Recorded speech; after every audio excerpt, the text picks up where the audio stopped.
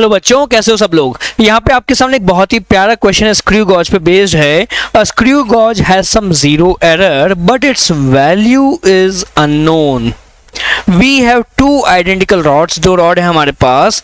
When the first rod is inserted in the screw, the state of the instrument is shown by diagram 1. तो diagram 1 में ज़रा देखो, अगर मैं सिर्फ एक रॉड लेता हूँ, मेरे पास दो रॉड है लेकिन मैंने फिलहाल सिर्फ एक ही रॉड स्क्रू गॉज में इंसर्ट की है, तो स्क्रू गॉज की रीडिंग उन्होंने यहाँ पर दिखाई है डायग्राम 1 में। आगे क्या बोला है, when both the rods are inserted together in series then the state is shown by the diagram 2। तो आपका सेकंड डायग्राम है, यहाँ पे हमने दो रॉड इंसर्ट की हुई है ना, टू आइडेंटिकल रॉड्स। यहाँ पे सिर्फ एक ही रॉड है, यहाँ पे दो रॉड है, राइट। तो उसमें तुम्हारा मेजरमेंट जो है स्क्रू गॉज का वो ये दिख रहा है। तो उन्होंने बोला है what is the zero error of the instrument. Given है हमारे पास कि 1 main scale division equal to 100 circular scale division equal to 1 millimetre. इसको हम अंडरलाइन कर लेते हैं, ठीक है। ऑलराइट, तो ट्राई करते हैं। पहली बात तो आप समझो, दोनों रॉड आइडेंटिकल है, मतलब यहां पे आपकी ये रॉड की लेंथ,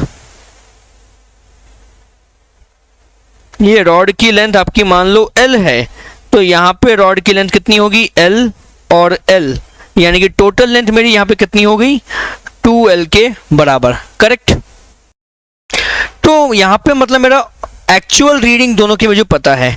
यहां पे एक्चुअल आपका कितना है, एक्चुअल मेजरमेंट आपका होना चाहिए L, यहां पे एक्चुअल मेजरमेंट सेकंड डायग्राम में होना चाहिए 2L के बराबर।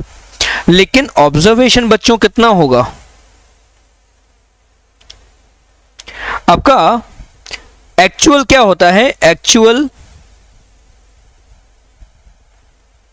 Is equal to observation minus zero error. मतलब यहां पे आपका ऑब्जर्वेशन 1 जो है, फर्स्ट डायग्राम का जो ऑब्जर्वेशन है, that should be equal to actual plus zero error, है ना। सिमिलरली सेकंड डायग्राम में भी अगर आप देखो तो आपका जो ऑब्जर्वेशन 2 बनेगा वो होगा actual over here plus zero error, correct. तो अब एक इंपॉर्टेंट पॉइंट समझो, जीरो एरर दोनों केस में सेम होगा, वो तो चेंज नहीं हो रहा ना। बस यहाँ पे एक्चुअल की जगह मैं L रख दूंगा तो आपका हो जाएगा L प्लस Z, और यहाँ पे एक्चुअल की जगह मैं 2L रखूंगा तो ये मेरा हो जाएगा 2L प्लस Z। तो बस अब मुझे दोनों इंस्ट्रूमेंट्स की रीडिंग जो है, ऑब्जर्वेशन जो है वो मुझे कैलकुलेट करना है और यहाँ पे रिप्लेस करना है। बस मुझे फिर दो इक्वेशन मिलेंगी, मैं अपना क्वेश्चन सॉल्व कर सकता हूँ, ओके। तो हम पहले दोनों स्केल्स का ऑब्जर्वेशन देखते हैं कितना है। ऑब्जर्वेशन के लिए हमारे पास फर्स्ट डायग्राम में देखो, मेन स्केल डिवीजन 2 है क्या, तो मैं यहाँ पे फर्स्ट ऑब्जर्वेशन निकाल सकता हूँ।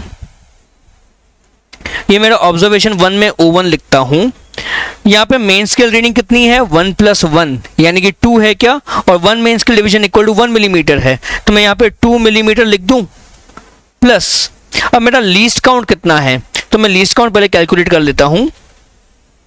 लीस्ट काउंट आपका होगा पिच डिवाइडेड बाय n, तो पिच आपकी 1 मिलीमीटर है ना, और नंबर ऑफ डिवीजन कितने सर्कुलर स्केल पे 100, राइट। तो आपका हो जाएगा 0.01 मिलीमीटर।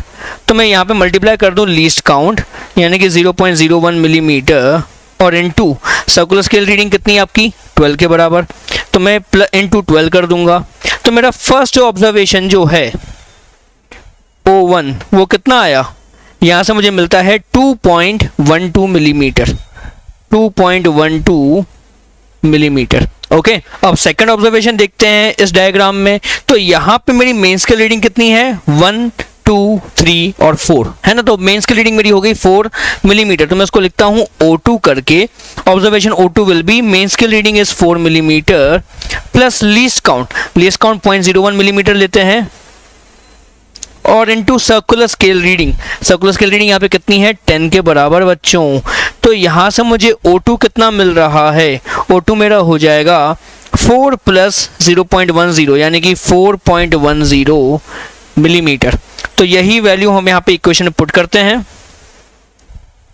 तो ऑब्जर्वेशन 1 में मैं ये वैल्यू रखूंगा 2.12, ठीक है, और ऑब्जर्वेशन 2 में मैं ये वैल्यू पुट करूंगा 4.10,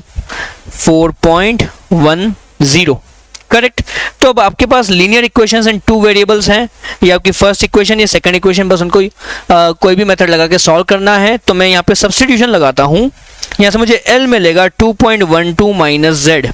ये L की वैल्यू मैं यहाँ पे पुट कर देता हूँ, ठीक है, ये L की वैल्यू मैं यहाँ पे पुट कर दूंगा। तो मुझे क्या मिलेगा 4.10 plus 2 times, sorry, equal to 2 times.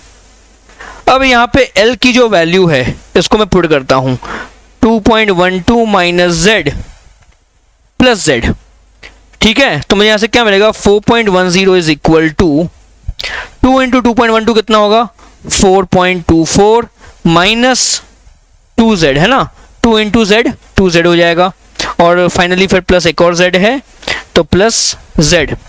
तो 4.10 इक्वल टू 4.24 माइनस Z।